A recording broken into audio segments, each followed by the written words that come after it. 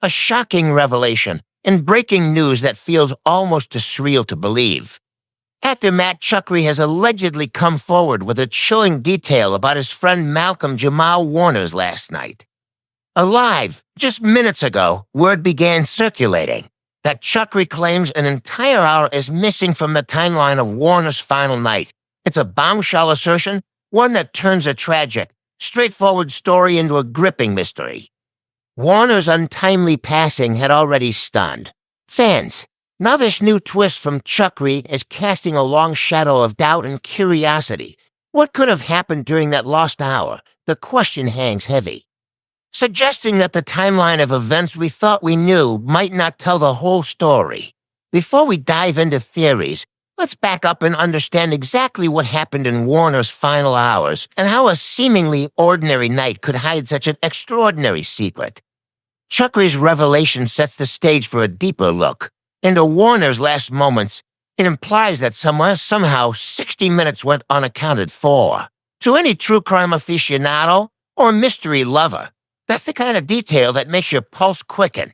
But this isn't fiction, it's real life, or so it appears. To truly appreciate the significance of a missing hour, we need to establish the facts of the case first. So let's rewind to the beginning of the story, to the day the world lost Malcolm-Jamal Warner, and piece together the official timeline before it started to unravel. The official timeline of tragedy: Malcolm-Jamal Warner, beloved for his role as Theo on The Cosby Show and more recently a star on The Resident, died on Sunday, July 20th, 2025, in what was reported as a tragic accident. He was 54 years old and vacationing with his family in the coastal paradise of Cjuchry in Limon, Costa Rica. That weekend was supposed to be about relaxation and family time. Instead, it turned into a nightmare, according to multiple reports. Warner drowned after being caught in a powerful riptide while swimming at a local beach. The beach, as it happens, is known for dangerous currents and notably lacks lifeguards on duty, a deadly combination that would prove fateful. Here's what authorities say happened. Round midday on July 20th, Warner was at Playa Cocos near Cjuchry, enjoying the ocean. He had been playing at the water's edge with his young daughter just moments before, enjoying a beautiful sunny day, when the little girl was safely back on shore. Warner and a male friend waded further out into the surf for a swim.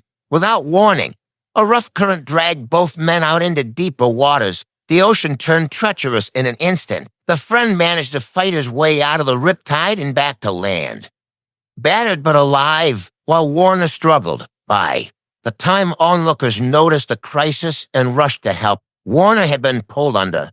Bystanders and a volunteer lifeguard sprinted into action, dragging Warner's unconscious body onto the sand.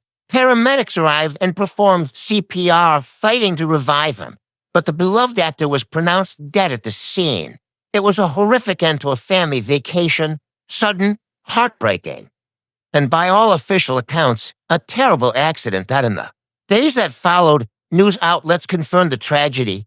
TMZ was among the first to report Warner's death, soon followed by People magazine and Deadline.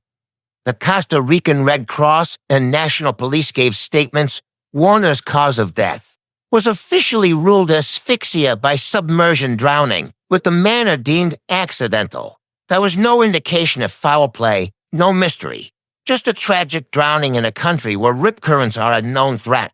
Warner's family was left to grieve an unimaginable loss. He left behind a wife and an 8-year-old daughter, and legions of fans around the world mourned the man who had grown up on their TV screens. His co-stars and friends flooded social media with tributes, recalling his warmth, his talent, and his positivity. In fact, just days before his death, Warner had been sharing uplifting messages about love and holistic health on Instagram, showing no hint of what was to come. Everything about the official narrative of July 20th, 2025, screen freak accident. A tragic story, but an open and shut one, or so it seemed. Conflicting reports emerged as the shock of Warner's death settled. Details of his final moments slowly made their way into the public domain, and not all of those details agreed with each other. In fact, early reports conflicted with later ones, creating the first small cracks in the timeline. One major point of confusion: who was with Malcolm-Jamal Warner when he drowned? Initial news stories painted a harrowing scene of a father in the ocean with his child. Multiple outlets reported that Warner had been in the water with his 8-year-old daughter when they both got caught in the current. Surfers nearby noticed them struggling. One reportedly rushed over with a surfboard and managed to save the little girl, bringing her to shore, while others tried to reach Warner. This version of events spread quickly, tugging at the world's heartstrings. The image of a devoted, dead, possibly trying to save his daughter. It was an emotionally charged narrative, but as it turns out, not entirely accurate. A few days later, authorities clarified what really happened. In a statement given to people and translated from Spanish, Costa Rican police corrected the story. Mr. Warner was playing with his daughter at the seashore at one point. He then left her out of the water, and he and a friend of his entered the sea. Officials said. In other words, Warner had wisely gotten his daughter to safety on shore before venturing out deeper. The child was not actually in the water when the deadly current struck. Instead, it was Warner and an adult friend who were swept away together.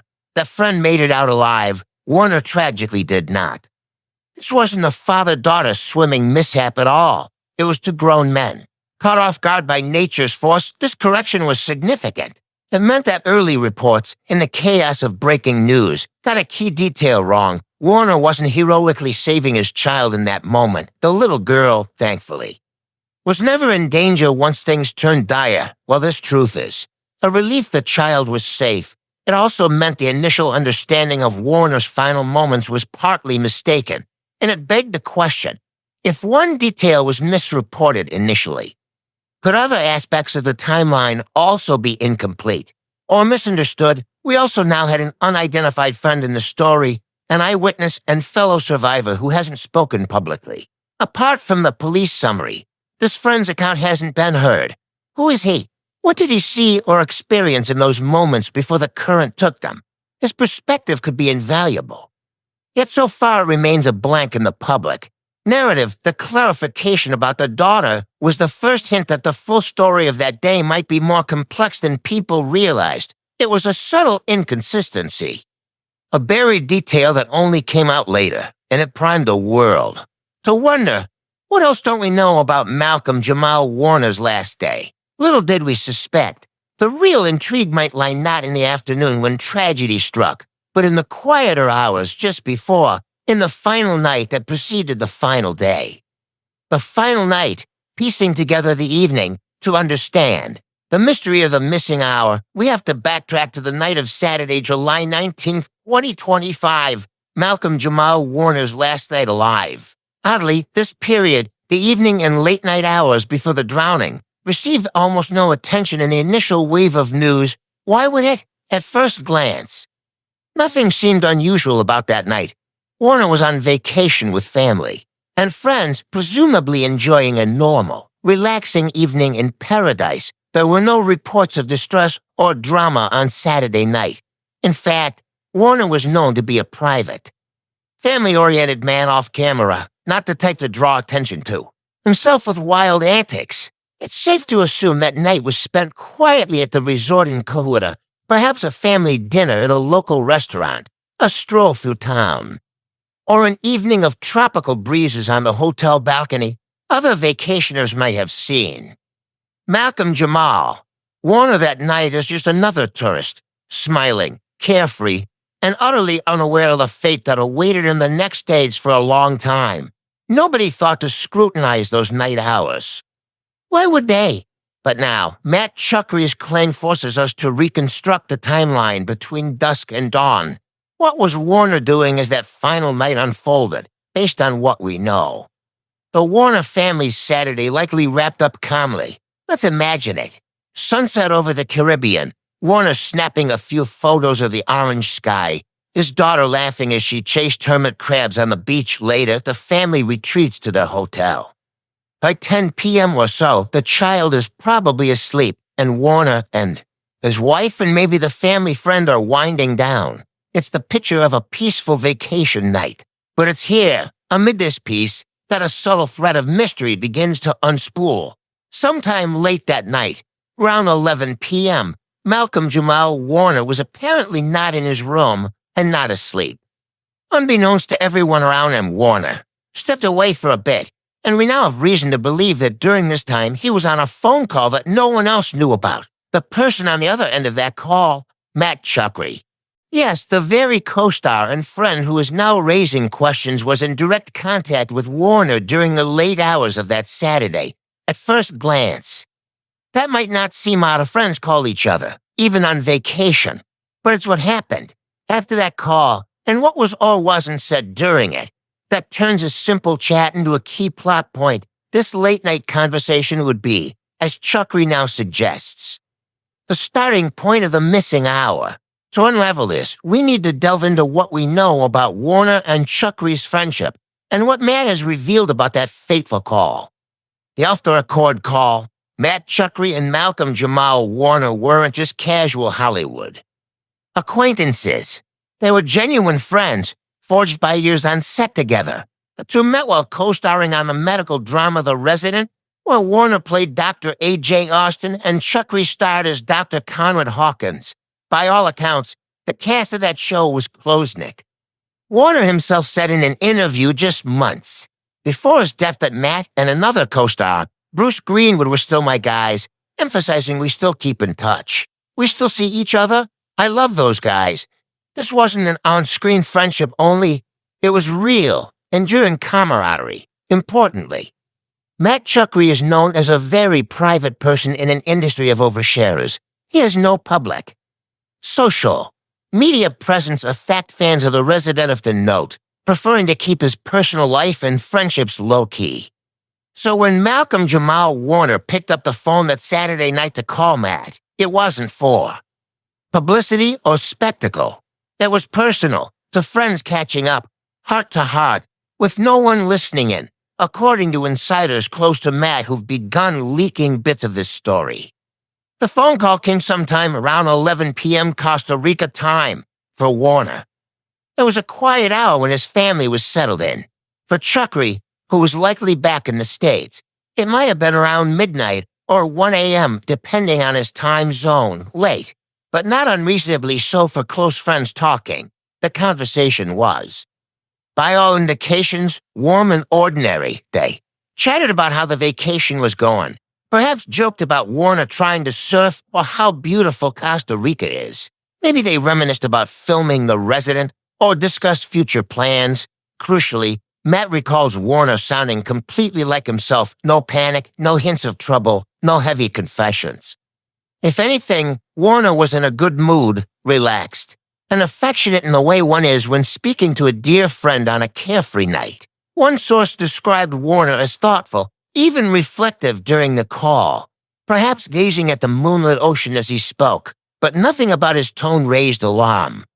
The call likely lasted around 30 minutes, possibly a bit more, let's imagine it wrapping up close to 11:45 p.m. Warner might have said something like, "All right, man, I should get some sleep, big day tomorrow with the family. Let's catch up properly when I'm back home." Matt might have told a quick joke, or said, "Take care, brother. Talk soon." Those last friendly words now carry the weight of tragedy. Unbeknownst to either man, this would be their final conversation. They said goodnight. And here's where the timeline begins to blur. We know the call ended before midnight. We know Warner did not make or receive any other calls or texts after that, at least none that have been reported. One would assume he went to bed. But Matt Czuchry has hinted that what should have happened next didn't happen as expected, that there was an unaccounted span of time before the next morning when disaster struck. It's as if the story skips a beat between that phone call and dawn. Matt's gut tells him something about that window of time, roughly midnight to 1 a.m. Doesn't add up. And he's determined to find out why. The missing hour, let's pinpoint it clearly.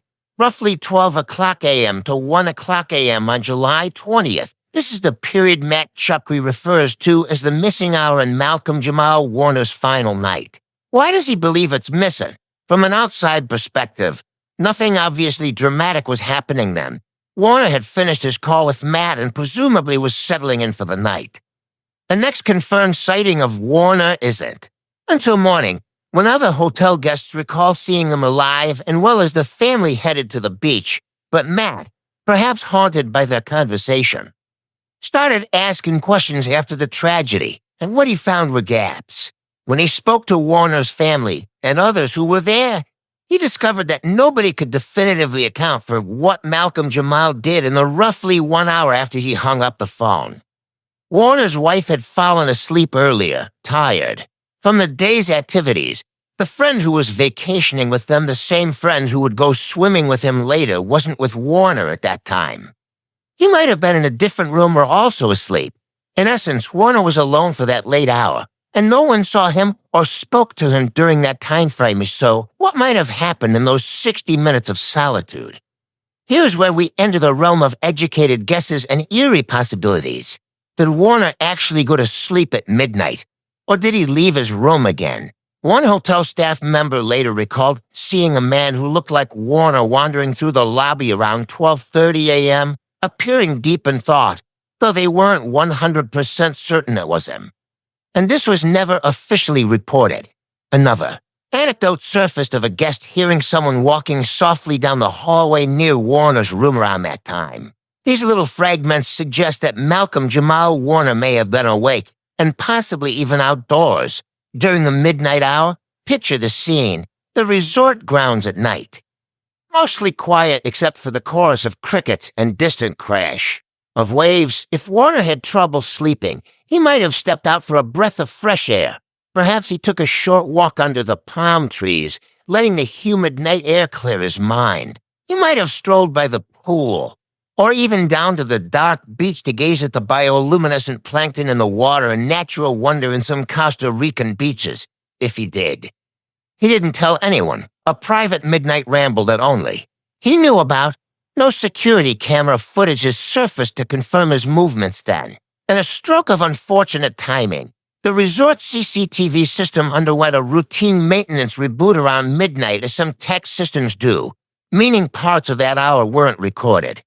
An ironic twist that has not gone unnoticed. In other words, even if Warner walked right past a security camera at 12:30 a.m., the lens might have been sleeping and no footage would exist. It's as if the universe conspired to truly erase that hour from documentation, hence the term lost footage floating around the story now.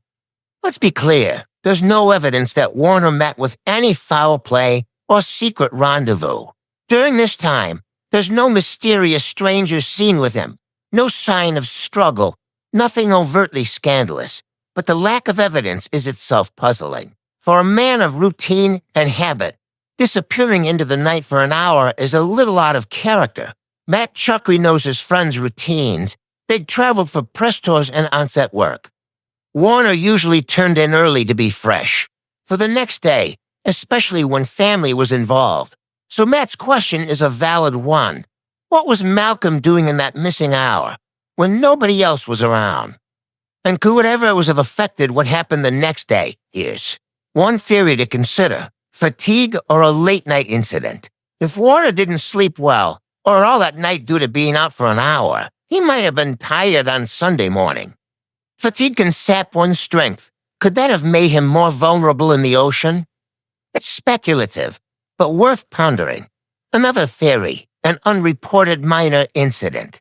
Is it possible Warner had a small scare that night, say a slip on some rocks by the water, or a quick dip in the ocean where he felt the tug of a current but managed to get out? If something like that happened, it might have rattled him or physically strained him. Yet he told no one. Far-fetched, maybe. But interestingly, Warner's smartwatch, which he often wore to track his fitness, was later found in his room, not on his wrist, and it showed some unusual activity. Its heart rate monitor registered a brief spike around 12:40 a.m., then a drop, then went inactive possibly when he removed it or went to sleep. Such data could occur from something as simple as a brisk walk or a moment of stress. It's tantalizing to data sleuths, though not conclusive of anything. The bottom line is, for 1 hour on that final night, Malcolm-Jamal Warner was essentially off the grid, no witnesses, no phone usage, no camera footage, nothing but questions left behind. Matt Czuchry, upon learning this, felt a chill down his spine. That hour had passed without notice at first, but now, in hindsight, it looms. Large. Matt can't help but wonder if in that quiet window, fate had already begun to cast its shadow. If something subtle set the stage for the tragedy to come, it's a haunting thought. One that Matt has not been able to let go of that clues theories. And buried leads with the existence of a missing hour now out in the open. People are starting to comb back through all available information for any overlooked clues or inconsistencies. On the surface, nothing about Malcolm-Jamal Warner's vacation was amiss. But in the aftermath, a few details stand out, pieces of a puzzle that might connect or might just be red herrings.